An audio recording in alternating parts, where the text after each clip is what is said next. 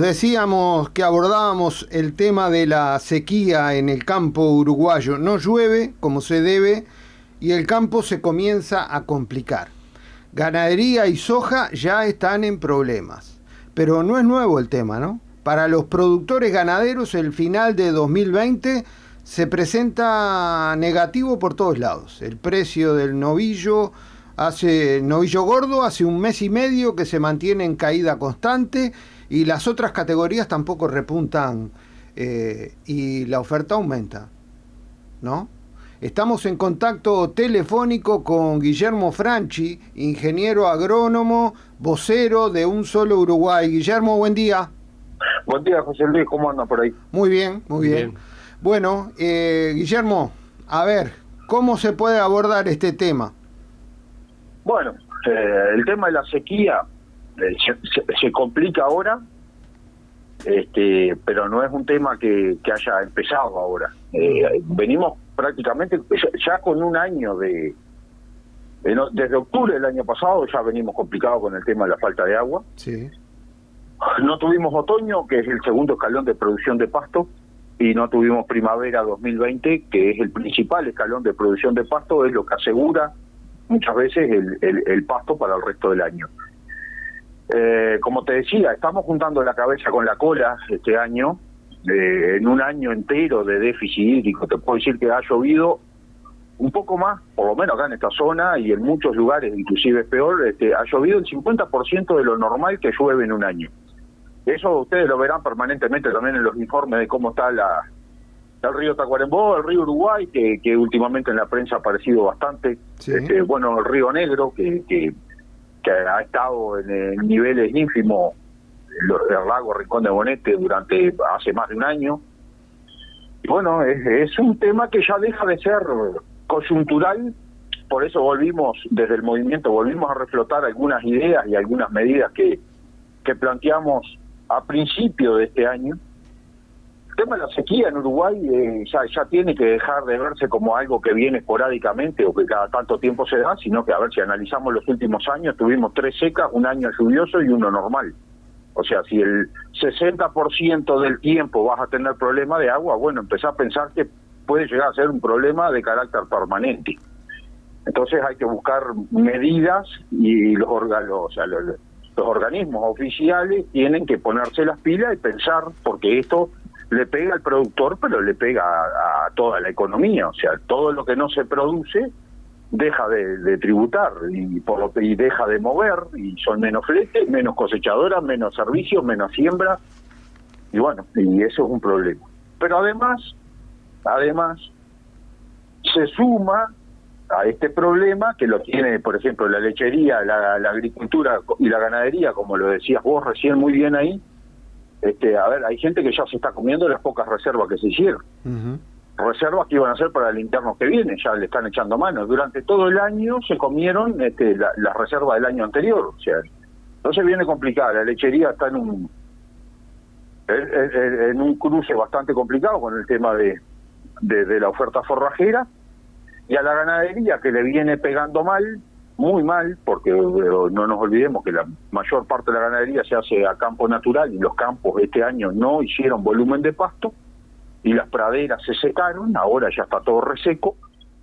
Tenemos el problema de que vuelven las viejas prácticas, que por lo menos durante los últimos 3 o 4 años no las habíamos visto, de los frigoríficos, donde hicimos el otro día una especie de análisis de la situación y le pusimos como título: volvieron las faenas de productores. O sea, no hablamos de faenas de novillos ni de vacas. Los frigoríficos ahora, en esta circunstancia, aprovechan a faenar productores, a ahorcar y a degollar a la gallina de los huevos de oro. ¿Qué quiero decir con esto? Que no hay ninguna razón, desde el análisis de los mercados internacionales, desde lo que se exporta, desde el precio de la exportación, para que los frigoríficos hayan, como decías vos al principio, tengan un marcado descenso en el precio, con una pérdida de prácticamente un 22% en el último mes y medio, lo que han bajado el valor de la hacienda terminada, jugando con la necesidad del productor de desprenderse hoy previo al verano de Hacienda que está gorda o casi gorda, achicando carga porque sabe o por lo menos intuye, y además los pronósticos han dado bastante manija también en contra al problema climático que se puede llegar a acentuar notablemente en el verano. Hoy llegamos a un nivel de valor del novillo gordo de exportación que es un valor que prácticamente no se daba en los últimos 10 años, que es por debajo de los $3 y bastante por debajo de los $3. Hoy podemos hablar de un novillo de exportación, o sea, lo más caro, lo mejor, lo que demanda el mundo, hoy está 70 centavos o 50, entre 50 y 70 centavos más barato que Brasil, que es el precio que pasan las industrias locales. O sea, ante la necesidad de los productores de tener que desprenderse de los ganados, la industria bajó la faena durante 3 semanas consecutivas. La semana pasada retomó al alza, pero ya a precios de ruina. Cuando tenemos, por ejemplo, inclusive en el promedio anual, mejor promedio de exportación de lo que fue el año pasado. Entonces, en estos vaivenes que se producen, que los ocasiona la industria, que muchas veces sale a hablar de la cadena cárnica, y esto demuestra que no existe ninguna cadena cárnica. Acá hay productores que producen y industria que faena por su lado, o sea, demandando la mercadería, pero haciendo lo que quiere con el mercado, y estas prácticas que vuelven ahora a armar montoneras de ganado, a dar entradas sin precios para diciembre, o a pasar precios que obviamente no cubren los costos. La sequía tiene 2 problemas. Primero, que disminuye la producción, obviamente por baja de calidad y baja de oferta de forraje, pero además incrementan los costos, porque muchas veces hay que echarle mano a dar fardo, ración, inclusive hay gente que está confinando ganado con tal de esperar un poco y ver qué pasa con el tema del precio, porque vender a este precio, con los precios de la reposición que tuvimos durante todo el año, inclusive el año pasado, hoy es a pérdida, absolutamente a pérdida. Y no nos olvidemos que hace muy poco tiempo atrás la industria estaba reclamando para traer ganado gordo de otros países, porque decía que Uruguay no tenía la oferta suficiente para la capacidad de faena que tiene la industria, pero resulta que cuando la oferta está, la industria se retrae del mercado, baja la demanda y genera estos problemas, y además aterriza el precio a lo que te decía, a valores que prácticamente hacía 10 años que no se daban. Por lo tanto, vamos a cerrar este año con un nivel de exportación excelente, de los mejores de los últimos 5 años, y con un valor de precio promedio de la hacienda realmente lamentable y de liquidación, está haciendo que mucha gente quede por el camino.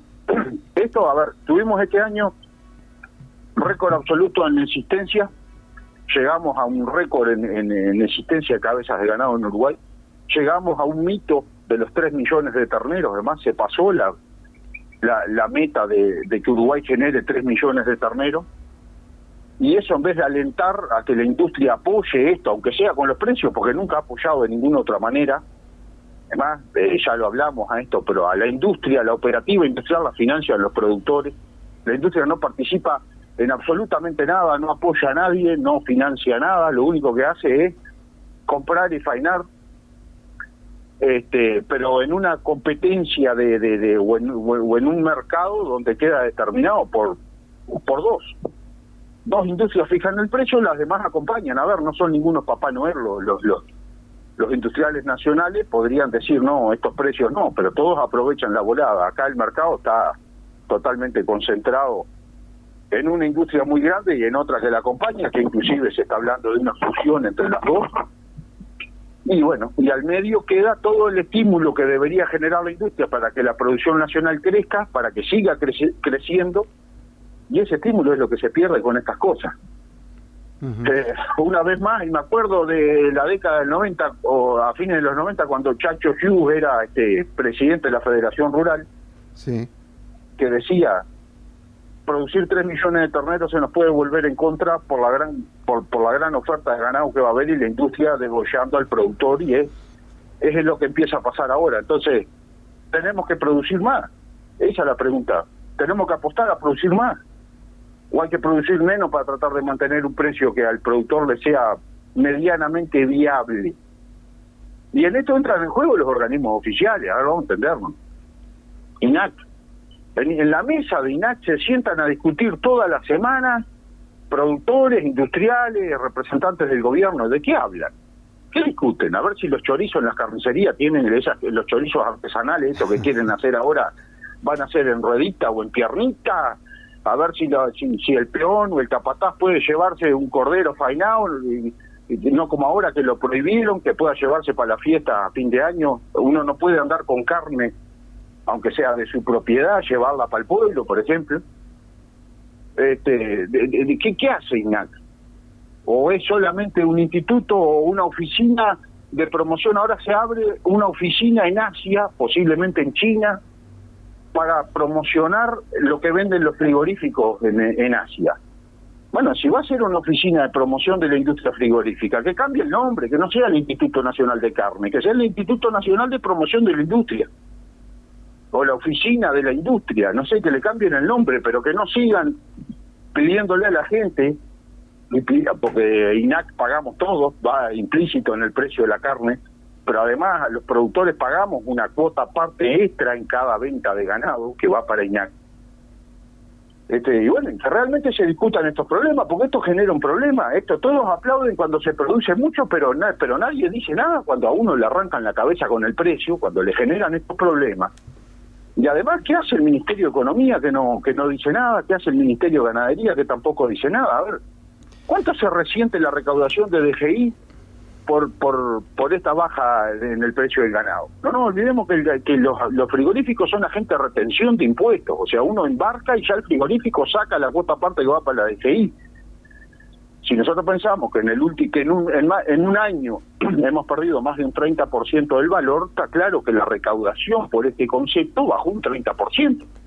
Dos consultas que te quería hacer. Una, ¿no es lógico el papel de la industria teniendo en cuenta que la mayoría de los frigoríficos están en manos de extranjeros y poco le debe importar la situación del país, y más hacer la situación rentable para ellos? Y lo otro, si la ley de riego podría ser, porque Frente Amplio volvió a desempolvar el tema de la ley de riego en el Parlamento Nacional a la hora de hablar de la situación de déficit hídrico, si puede ser una ayuda desde el punto de vista de ustedes. No tiene que, bueno, hablamos por parte. Primero, lo de los frigoríficos. Claramente, acá hay cosas que son insólitas. Por ejemplo, voy a hacer mención a una que no es directamente relacionada a esto, pero va en la misma línea. Hace unos días atrás vimos que el Frente Amplio vuelve a poner arriba de la mesa una ley para tratar de minimizar el efecto de extranjerización de la tierra. Cuando, como nunca, en los 15 años de gobierno del Frente Amplio pasamos, fue el mayor índice de extranjerización de toda la historia del país, y pasamos a tener hoy prácticamente el 60% de la tierra productiva de Uruguay en manos de extranjeros. Con la industria frigorífica pasó lo mismo. Como nunca en los gobiernos del Frente Amplio se le permitió a una empresa, a una multinacional, quedarse prácticamente con el 50% de la faena del Uruguay, y a otra multinacional, que es la que te decía, que ahora están por fusionarse, si ya no lo hicieron, donde van a quedar con el 65 o el 70% de la faena en Uruguay. O sea, está monopolizando el mercado en un sistema absolutamente peligroso, porque acá el precio de todo lo demás que sigue hacia abajo lo fija la industria en base al valor del novillo gordo y la vaca gorda, es que vale la recría, vale la reposición, vale el ternero, vale absolutamente todo lo que viene hacia abajo. Eso es, y acá el que fija precios es la industria. Nunca hubo una pulseada, porque si de un lado tenés un monstruo que tiene el 60% de la faena en Uruguay y del otro lado tenés 40.000 productores desesperados por sacarse los ganados, no hay una puja, como dicen, a veces ganan los productores y a veces ganan la industria. ¿Y qué te quiero decir con esto? Te lo quiero explicar. El año pasado llegamos a tener el precio absoluto, el mayor precio mundial por el novillo gordo, inclusive más caro que el novillo americano. Llegamos a valores de 4.35, se acordarán. que los industriales decían que era por la demanda china. Eso decían los industriales de las multinacionales, pero uno hablaba con los industriales de acá, con los criollos, los que te vuelvo a repetir, no son Papá Noel, pero te decían, esto es una pulseada, no hay razón ninguna de la demanda que lleve al valor a 4.35 como estaba el año pasado.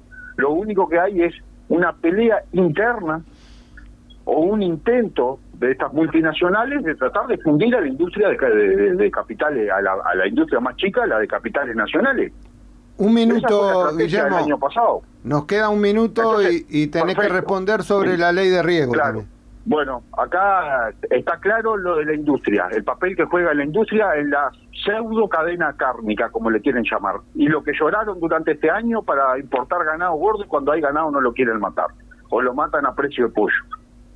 Con respecto a la ley de riego, yo no sé si acá el tema es ley, acá lo que hay que hacer es bajar los costos para que la gente pueda implementar a cualquier productor le interesaría regar, lo que es imposible por un tema de costos fijos, costos variables, costos de energía, costos de maquinaria, costos de gasoil, costos de energía eléctrica. No sé si la solución pasa por una ley de riego. Acá lo que hay que hacer es tomar el tema de la sequía como algo estructural y no como algo coyuntural, o algo que se pueda dar cada cierta cantidad de tiempo, y tratar de impulsar a que la gente realmente tecnifique. El productor, acá, cuando hablamos del productor rural, acá hay dos visiones. Para mucha gente se imaginan el millonario rico que vive en Carrasco y que tiene un establecimiento no sé por dónde de miles de hectáreas, pero esa no es la realidad. La realidad es que somos 40.000 productores que estamos arriba del negocio permanentemente, porque de eso vivimos, o la gran mayoría, tratando de generalizar, y a todos nos gusta producir más y mejor, pero todos tenemos que, llega a fin de mes y todos tenemos que pagar las cuentas. Entonces acá, el incremento en la producción, el incremento en las posibilidades, las mejoras tecnológicas, como por ejemplo la implementación del riego, no van a pasar o no se van a dar mágicamente porque se promulgue una ley. Se van a dar siempre y cuando económicamente sea viable regar, porque si yo para regar, para producir más, tengo que gastar más plata o paso a tener números absolutamente en rojo, no lo voy a hacer. Entonces, la ley de riego, y bueno, no sé, tiene cosas favorables y cosas que no, pero aquí no tiene que pasar por una ley, tiene que pasar por la lógica de que inclusive el gobierno de turno, el Estado, la DGI, va a recaudar mucho más si acá se riega y se produce más. Entonces hay varias puntas de la cadena que hay que arreglar, varias puntas que quisimos desde el principio de esta pandemia, porque al sector agropecuario la pandemia no le hizo nada, lo único que le sirvió a los frigoríficos para bajar el precio, nada más. Pero después no tuvo problemas el sector agropecuario con el tema del coronavirus, pero tampoco hicimos absolutamente nada, y ni el gobierno articuló ninguna discusión en estos 8 o 9 meses para tratar de solucionar los problemas internos, que reitero, son los que ocasionan los problemas productivos en Uruguay. No son problemas los mercados internacionales, no son problemas del clima. Acá los problemas los generamos nosotros mismos en la interna, y creo que una gran discusión de varios de estos temas que te acabo de mencionar es necesaria para tratar de solucionar y que Uruguay se vuelva un país, por lo menos donde uno pueda tener una perspectiva de 2-3 años hacia adelante y no estar pendiente qué va a pasar entre 15 días, porque no tenemos ni idea qué es lo que va a pasar entre 15 días. Guillermo, muchísimas gracias. No, por favor, gracias a ustedes, un abrazo y el agradecimiento por el espacio al movimiento como siempre. Como siempre.